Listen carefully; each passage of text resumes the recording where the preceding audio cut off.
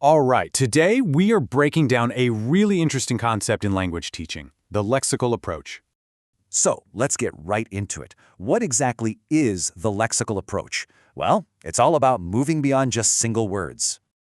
Okay, so here's the fundamental idea. It's a totally different way of looking at language. Forget the old idea of building sentences one tiny word at a time, like you're laying individual bricks. The lexical approach argues that the real building blocks are bigger, prefabricated pieces. We're talking about chunks, these multi-word combinations. It's like instead of laying bricks, you're snapping entire wall panels into place. Way more efficient, right? And this quote from the linguist Norbert Schmidt, man, it just nails it. Language consists not of traditional grammar and vocabulary, but often of multi-word prefabricated chunks. What he's saying is, when we speak fluently, we're not constantly inventing sentences from scratch. Nope. We're actually just reaching into this huge mental closet and pulling out ready-made phrases. All right, so what are the big ideas behind all this? Let's take a look at the blueprint, the core principles and characteristics of the approach. You see, the central idea here is that fluency isn't really about memorizing a bunch of grammar rules and then trying to slot in vocabulary one word at a time. It just doesn't work that way. Instead, real fluency comes from having this massive mental library of chunks just ready to use. Think about it. You're not generating language word by word, you're deploying it chunk by chunk. It's a total game changer for speed and sounding natural. Okay, chunks, chunks, chunks. I keep saying the word, but what is a chunk really? Let's get practical and look at these building blocks in action. And trust me, you use these all the time without even realizing it. So, first on the list, collocations. These are basically words that are best friends. They just love hanging out together.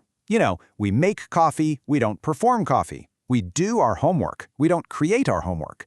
There isn't some complex grammar rule that says why, it just sounds right. And getting a feel for these natural pairings, that's a huge step towards sounding like you really know the language. Then you've got these guys, social formulas and fixed expressions. When someone says, have a nice day to you, are you breaking it down? Verb, have, adjective, nice, noun, day? No way. You process it as one single block of meaning. Same with so far so good, or by the way. These phrases are like the grease that keeps our conversations running smoothly, and they are perfect examples of these lexical chunks. Okay, so we get the theory, we've seen some examples. The big question is, how does this actually play out in a classroom? Let's shift gears and look at putting this theory into practice. So the number one goal in the classroom isn't just memorization. It's something much more powerful. It's about developing a student's awareness. The key word here is noticing. We're not talking about handing students a giant list of phrases to memorize.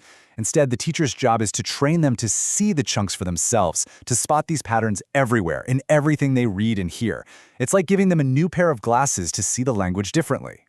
And a really common way to do this is with the text. So after the students have read something, the teacher will ask very specific questions. Not, what did you think of the story? But things like, hey, look at this sentence. What verb always seems to go with the word promise? Or, can you find a little three-word phrase here that means the same thing as, by the way? You see? It's not a comprehension test. It's training them to become language detectives, to spot the patterns. So a typical classroom flow might look something like this. First, you just raise awareness. Have students literally highlight or underline chunks they find in texts. Then you move on to exercises where they have to group words into phrases themselves. Now this next part is absolutely crucial. They need to record them in their notebooks as chunks, not as separate words. And finally, you do drills and activities to really lock those chunks into their memory. It's a whole cycle. Notice, practice, record, and remember. All right, that sounds like a lot of work. So what's the payoff? Why should teachers and students bother with this approach? Let's talk about the upside. And the potential benefits are honestly huge. The biggest one? A massive boost in fluency. I mean, think about it. If you can pull out a whole phrase instead of painfully building a sentence word by word, you're going to sound so much faster and more natural. It also takes a huge weight off your shoulders. It's way less stressful to just grab a chunk like, by the way, than to figure out the perfect grammar to change the subject. It basically gives learners these reliable, ready-to-go frames so they can actually communicate what they want to say. But of course, it's not all perfect. Like any idea in education, this one has its share of criticisms. So, to be fair, we have to put it under the microscope and look at some of the tough questions people have. A lot of the pushback really comes down to this. Is this a complete, standalone method, or is it just a really good set of vocabulary techniques? Critics will point out that it's not totally clear how someone goes from learning thousands of phrases to truly understanding the deep grammar of a language. You know, the system that allows for infinite creativity. That's why you'll hear some people call it an idea in search of a methodology, meaning it's a great concept, a great philosophy, but maybe not a fully baked A to Z teaching plan. Which brings us right back to the big question. Is the lexical approach the one-size-fits-all answer, the single best way to teach a language? Or is it something else? Is it maybe a powerful new dimension, a set of tools and a way of thinking that you can add to any teaching style to make it better? By forcing us to focus on how people actually use language, chunk by chunk, is it the missing ingredient? That's really the heart of the debate, and it's one that's still going on.